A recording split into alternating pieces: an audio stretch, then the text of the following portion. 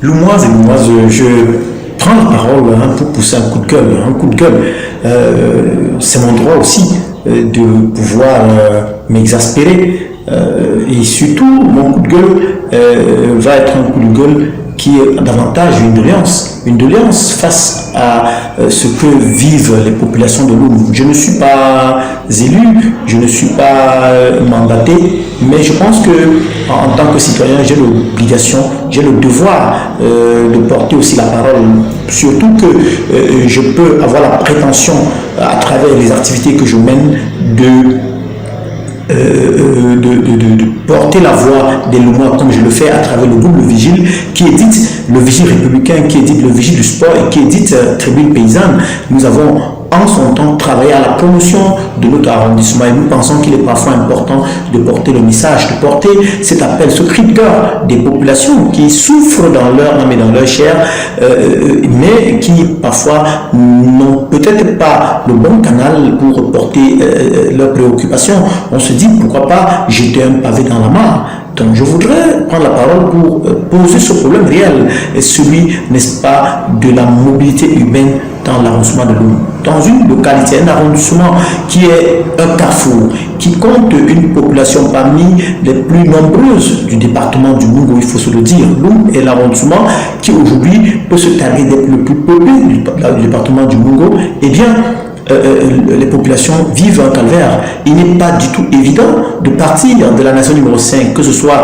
dans la partie dite Carrefour Soumanguier, pour rallier l'intérieur de la ville, le centre-ville, la place des fêtes, le commissariat, la sous-préfecture ou le marché. C'est impraticable. On ne peut pas partir du Carrefour dit Tombel, toujours sur la nation numéro 5 et atteindre le centre-ville. C'est pas du tout évident. Je ne voulais pas parler, n'est-ce pas, des quartiers de l'arrondissement où l'accès n'est pas du tout évident. Pourtant, ces populations-là, quand même, participent à la vie économique. Selon les statistiques que nous avons en notre possession, Loum est un des plus grands pourvoyeurs fiscaux, n'est-ce pas, du département du Mungo. Eh bien, on peut demander quand même en retour que les pouvoirs publics fassent quelque chose. Nous voulons ici lancer un appel à Madame le ministre de l'Habitat et du Mouvement urbain, Madame Cécile Ketcha-Courtez, qui est une fille du Mungo, qui a de la famille à Loum, qui a fait des clins d'œil à d'autres arrondissements. Pourquoi ne penserait-elle pas offrir, n'est-ce pas, pour le centre-ville de Loum, pour ce que Loum apporte au Cameroun, eh bien, des rues réhabilitées.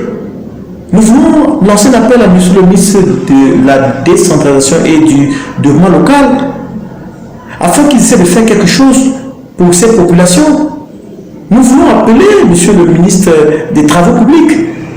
Loum est traversé par une route départementale, la route départementale numéro 16, qui relie Yabassi à Kumba. Nous pensons que cette route, qui est une route centrale, devrait bénéficier d'un regard attentif des pouvoirs publics pour remettre ces populations en confiance, pour leur procurer du plaisir. À quoi ça servirait à ces populations d'investir comme on en voit dans la ville et qu'il n'y ait pas moyen d'accéder à ces facilités? Nous voyons des hôtels qui sortent de terre, nous voyons le marché central de Loum qui a un nouveau visage avec de nouvelles boutiques construites par la mairie et la coopération avec le PNDP, le panel du PNDP. Mais comment on fait pour aller au marché? C'est pas facile, même à pied, on n'arrive pas à se mouvoir dans cette ville, dans Loum. Loum Paris est devenu l'ombre de lui-même. Nous voulons appeler que les pouvoirs publics fassent quelque chose dans le cadre des projets qui sont en train d'être maturés. Nous souhaiterons que les ministres qui ont la capacité d'investir dans l'amélioration des conditions de mobilité urbaine fassent quelque chose pour les populations de Loum. C'est un impératif, c'est urgent. Cela aussi met en confiance ces populations qu'on dit parfois frondeuses. Ben, il arrive que les gens deviennent frondeurs simplement parce qu'ils peuvent imaginer qu'ils sont un peu abandonnés. Nous savons que le gouvernement fait des arbitrages pour 360 communes, ce n'est pas évident, mais il faut se dire la vérité, depuis 2013, Loum n'a pratiquement plus rien reçu sur le plan de la mobilité urbaine. De 2013 à 2022, est-ce que c'est normal que Loum ne puisse pas voir quelque chose? Donc c'est un appel que nous lançons comme ça au pouvoir public d'essayer de faire quelque chose.